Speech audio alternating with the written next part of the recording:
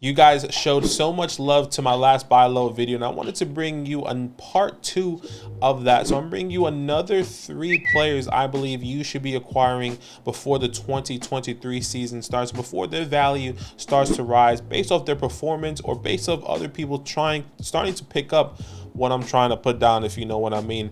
Go to vlogfantasy.com/land, the best place to support what Zach and I are doing here. Get our articles, our rankings, our bonus content, and so much more. And from all the other content creators as well. So once again, vlogfantasy.com/land, the best place to support what Zach and I are doing here. Let's get straight into the buy lows. Before we get into it, comment down below which guys or which players you believe are buy lows and that you're trying to acquire before this season, because I really want to know. Maybe we're on the same page, maybe we're not on the same page, maybe they're not really buy lows, but you really think they can break out. Whatever the case may be, my first player on this list coming into the 2023 season is Hollywood Brown. I think this one's pretty obvious for the community. Wide receiver 36 in the community, my wide receiver 31 coming into this fantasy football season. The latest news on Kyler Murray is that he's starting on the PUP list. And I think when people, especially dynasty owners, are seeing this, and maybe they have Hollywood Brown on a team that is probably in a mixture of trying to win now or a hybrid team, and saying maybe I need to move Hollywood to get a piece to compete, or maybe I just need to get rid of him because I don't believe Kyler Murray is going to be the same.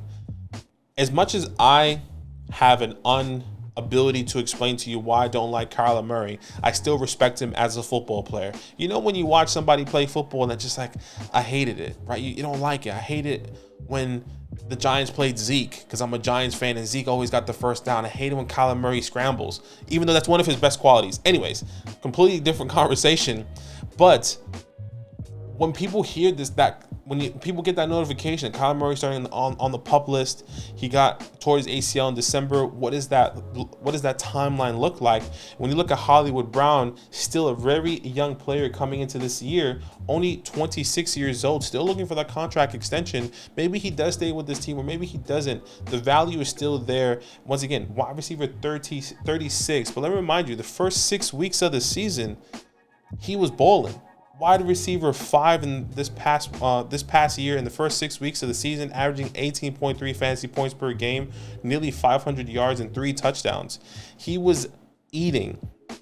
He misses a significant amount of time in the middle, about 5 games in the middle, and then by the time he does come back, I think he plays 1 game with Kyler Murray, 2 games with Kyler Murray, and then he gets injured. That was also the time DeAndre Hopkins comes back as well.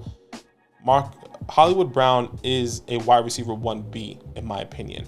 We've seen him produce as a wide receiver 1 this past year, when DeAndre Hopkins wasn't on the field, but I think he fits best as a wide receiver 1B. And if you can get him on the low right now coming into this season, I think that is the type of difference, and that is the type of opportunity that I'm willing to try to acquire for Hollywood Brown. Now I'm going to bring up some prices of and here are some players that I believe you can be getting for Hollywood Brown right now in the community. Once again, wide receiver 36, someone like a Christian Kirk, if you like. You can get Christian Kirk, who is 26 years old. I think that's a fairly even trade. Deontay Johnson, 27 years old, wide receiver 35. What about a Zach Charbonnet? Someone that maybe believes in Zach Charbonnet a little bit more, believe he's going to take up 50% of the workload. It's a little bit harder to do that. Maybe you have to throw in a little bit extra. Maybe throw in a third or a second, whatever the case may be. What about an Amari Cooper? Can you send Amari Cooper for someone that's a win now? Maybe you're in a hybrid team, or you kind of restructure your team and you are trying to do more futuristic, but you have Amari Cooper. Why not try and get Hollywood Brown, who is 3-4 years younger than Amari Cooper, and have him, come up with your team? What about a Geno Smith in a super flex league? I'm not a massive believer Geno Smith is a longevity here is the answer. 32 years old, probably can clearly play for another couple of years, but I think you can get more value back for Geno Smith. What about somebody like a George Kittle? Tight end 6 in the community right now. I think you can get a haul if you can send George Kittle, receive Hollywood Brown, and a little bit more coming into the season. One other player I wanted to bring here, and that is Chris Godwin. I did bring him as another buy low opportunity, someone that I believe can still be an elite asset, but a year younger than Chris Godwin right now. Chris Godwin 27 years old. Hollywood Brown, 26 years old. Would you rather have Chris Godwin with an ACL tear and a little bit of injury history with the unknown quarterback, or Hollywood Brown maybe gets his contract extension and stays with Kyler Murray, who has produced fantasy relevant wide receivers in the past? So once again, Hollywood Brown is somebody I'm really interested in trying to buy low right now, as he is wide receiver 36 in the community and is only 26 years old and is still hopefully going to be playing with Kyler Murray for the years to come. My second player on this list is also another wide receiver, someone that I really believe can easily step into a phenomenal situation coming into the 2023 season. And if you can buy him now before more hype comes up at camp, I think you should get him right now. And that is Sky Moore, wide receiver 47 according to the community. He's my wide receiver 42 and is easily going to be rising as we get closer and closer to the season in my dynasty rankings. And one of the biggest conversations about Sky Moore right now, it's about who's on his team. Right? It's really not with Sky Moore, really with Kadarius Toney. Kadarius Toney, first day of practice, messes up his knee on a punt return practice, and now he has to get surgery on that knee. Apparently should be ready for the season. But that's exactly the conversation that we were having all off season, even all last year. If Kadarius Toney can stay healthy, his value can skyrocket. We see it on the first day of practice, going to miss all the time practicing with Patrick Mahomes, building more chemistry with Patrick Mahomes, and so much more, and really devaluing himself and his health. Like his health, if you can't say your best, I can't think of the saying, but the best asset that you can bring is your availability, right? I think, comment down below, let me know what the verbiage I'm trying to use right now. Your best availability, or your best asset, is your availability around those words there. But Sky Moore coming in, being available for this offense, stepping in the slot wide receiver role where Juju Smith is leaving over 100 targets in that role. We all know Travis Kelce is a wide receiver 1 here. We all know they bring in Richie James. Doesn't really ring a bell for me. Sky Moore, second round draft pick. I believe he can easily step into this offense here. Yes, they draft Rashee Rice, who is more of a big body wide receiver that's going to go up and get the ball in contested catches. But Sky Moore, the slot wide receiver. And according to Matt Harmon's reception perception, which I thought was really great. And once again, if you guys don't know who Matt Harmon is, I applaud him, because I really am starting to buy Sky Moore a little bit more in my dynasty leagues because of this. And he brings up a good situation. This past year, a lot of the big conversation with Sky Moore was that he needs to learn. We want him to teach him all the positions. We want him to, get acclimated to this offense and play the outside wide receiver, play the slot, play the running back position, play off the line, etc., etc. And if you look at Matt Harmon's reception perception, Moore took 40% of the snaps from the slot, was in the backfield for pre-snap motions on 7.7%, was outside in alignment for 52.3%. He was off the line for 42.3%, and he was on the line for 57.7%. What does that tell me? And shout out to Matt Harmon, because that's really what he kind of, vocalized to me. That was truly them saying what they were going to do for Sky Moore. They wanted to see where Sky Moore can be placed, strategically. They want to see where he can really excel. They want to see that he can learn every single position coming into this offense. And that's exactly what he did this past year.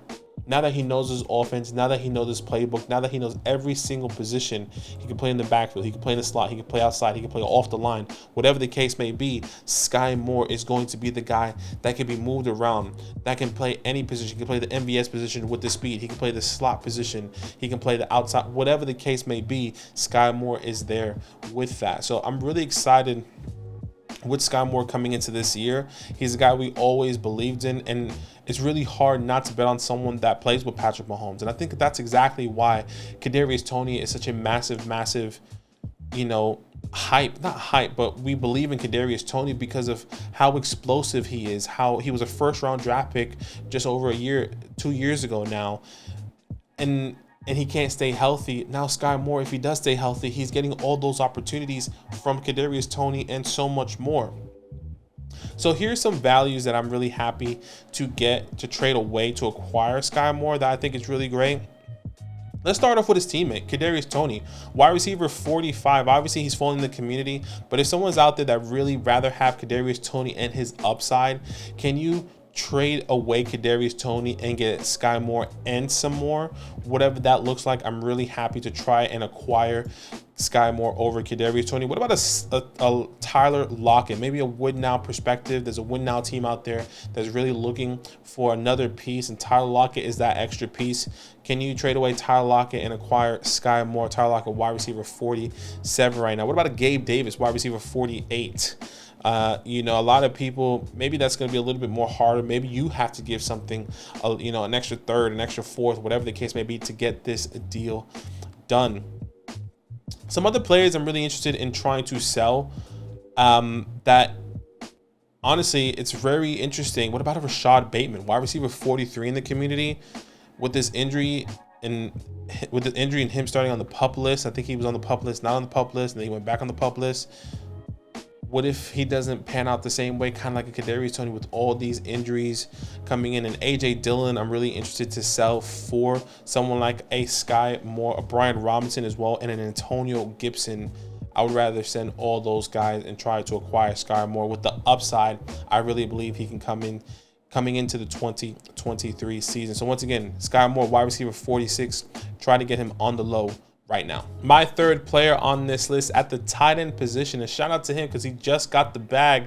That is Cole Kmet. I know it doesn't sound sexy, but hear me out. According to the community, the tight end 16, my tight end 14. But a lot of people don't really understand what he has done. Before I get into that, let me tell you this. Cole Kmet reaches an agreement on a 4-year, $50 million contract extension, including $32.8 million guaranteed and $20 million in the first year cash. Shout out to Cole Kmet getting $20 mil cash like a dog. Shout out to Cole Kmet. Once again, a lot of people don't really understand what he did this past year. Now, it wasn't sexy, but in the second half of the season, he picked it up. Okay, finished as a tight end 8 this past year. Right, and here are these stats. Caught 50 out of 69, over 500 yards, caught 7 touchdowns, averaging 8.7 fantasy points per game, which is not sexy whatsoever, but he was third in touchdowns amongst the lead in tight end position. But when he did really get to his own here, from weeks 9 to 18, he was a tight end 4, averaging 12.4 fantasy points per game. Now, why is this so significant to me? First of all, just a little praise for myself. I did say Cole Kmet will finish as a top 10 tight end this past year. I did have a little hot take that he would finish over Kyle Pitts. To be fair, Kyle Pitts was injured. So do I really hit on that take? I would say half yes, because he will finish the top 10, but Kyle Pitts technically didn't have a full season. But if you extrapolate that, he still wouldn't have finished the top 10. Anyways, look. What I'm trying to say is, why is that so important? Why is that so significant? Because when you look at the tight end position, and this is according to Over the Cap, so I'm not necessarily sure how accurate this is. In total value, he is 8th amongst tight end in money. He gets more money than Evan Ingram, who has technically had up and down career, but a body of work is a better overall talent than a Cole Kmet. I mean, you can even see TJ Hawkinson. His total value is only $19 million versus Cole Kmet $50 million of his contract, right? Obviously, that contains with TJ Hawkinson maybe getting, excuse me, a contract extension. We'll see what that looks like. But what's really interesting is the fully guaranteed money that he is getting. He is 6th amongst tight ends right now. He's getting more than Travis Kelce, more than TJ Hawkinson, more than Darren Waller, more than David Njoku that just got signed this, if I'm not mistaken, this year or this past year, more than Dallas Goedert. I don't see why the Bears will sign and extend Cole Kmet to a 50-year, 4-year guaranteed type of contract if they don't see a vision with Cole. And I think that is the biggest difference. I see, yeah, you acquire DJ Moore, you get another offensive lineman. Justin Fields is your quarterback for the future. Cole Kmet is your safety blanket in the middle of the field, and I think they liked what they saw this past year of Cole Kmet getting into his own. And it takes a couple years for guys in a tight end position like Cole to really develop as what we saw coming into this year. Let me remind you, Cole Kmet, only 24 years old, still plenty of time, once again, still to develop. I think this offense gets significantly better, and we can see him taking a massive step coming into the 2023 season. Already finished as a top 8 tight end. Excuse me, I keep saying quarterback. Top 8 tight ends. I think he can be around the same coming into this year as well. Now, if you want to acquire Cole Kmet, because I think a lot of people aren't wanting to buy him. I think maybe the fantasy community, or maybe the Dynasty community, or maybe even Bear fans saying, why the hell would you pay Cole Kmet $50 million? What the hell did he do for this team? Hard to argue as well. Like, what did he do? In a fantasy perspective, he finished the top 8 tight end. Whoop-de-doo, right? Like 1 year out of it, I agree.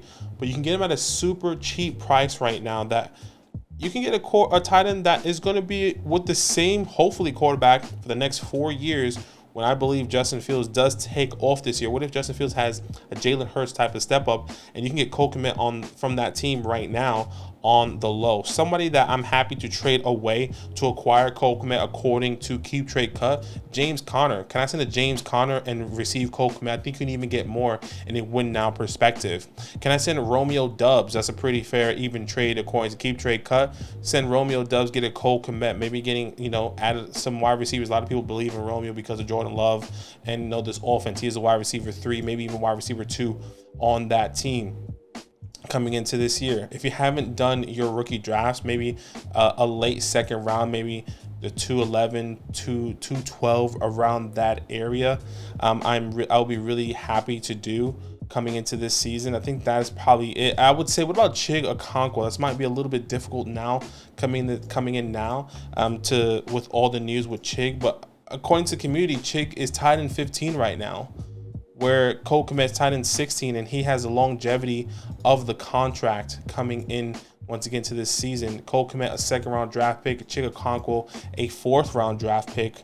So I would rather have Cole Kmet in that scenario. Look, couple different options that you can do, couple different ways you can go about it. May not sound sexy, but if you need another tight end, maybe you have a Darren Waller, you need another tight end for longevity in a dynasty perspective, go get Cole Kmet. Maybe you have a Travis Kelce, go buy Cole Kmet on the low. Maybe you have an aging tight end, a Tyler Higbee, whoever it is, Tyler Higbee, a Hayden Hurst, and you need another tight end, go grab Cole Kmet here, who gets a contract extension with the Chicago Bears. So my 3 players, Hollywood Brown, Sky Moore, and Cole Kmet, all my 3 buy low players coming into the 2023 season. Comment down below, let me know what you think of the take, and who else is on your list in this buy low video, and who I didn't mention in this buy low video. And as always, guys, it's all love. Now that those idiots are done talking, who needs some rankings? Hell yeah, I need some rankings. Then use promo code LAND, LAND, for 30% off any membership at flockfantasy.com. Oh. It's so easy, even your grandma could scan that QR code right there.